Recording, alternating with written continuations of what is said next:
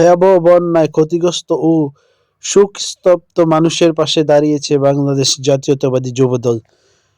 সম্প্রতি বাংলাদেশে বন্যায় নিহত এক ব্যক্তির পরিবারের খোঁজখবর নিতে এবং তাদের প্রতি সমবেদনা জানাতে ছুটে যান যুবদলের কেন্দ্রীয় শীর্ষ নেতৃত্ব। পারভেজ বাঙ্গালীর ভিডিও চিত্রে বিস্তারিত।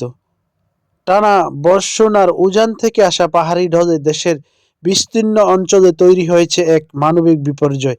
বন্যার এই ভয়াবহতা হারিয়ে গেছে বহু তাজা প্রাণ, নিভে গেছে অনেক পরিবারের উপার্জনের একমাত্র প্রদীপ।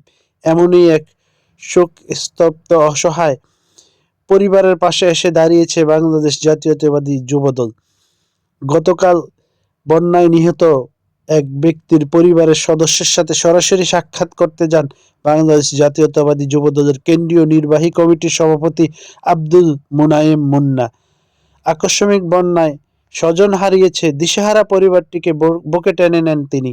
এ সময় নিহত পরিবারের প্রতি গভীর দুঃখ ও সমবেদনা প্রকাশ করেন যুবদল সভাপতি। সংগঠনের পক্ষ থেকে এই ভুক্তভোগী পরিবারের হাতে তাৎক্ষণিক মানবিক ও আর্থিক সহায়তা তুলে দেন আব্দুল মুনায়েম মুন্না।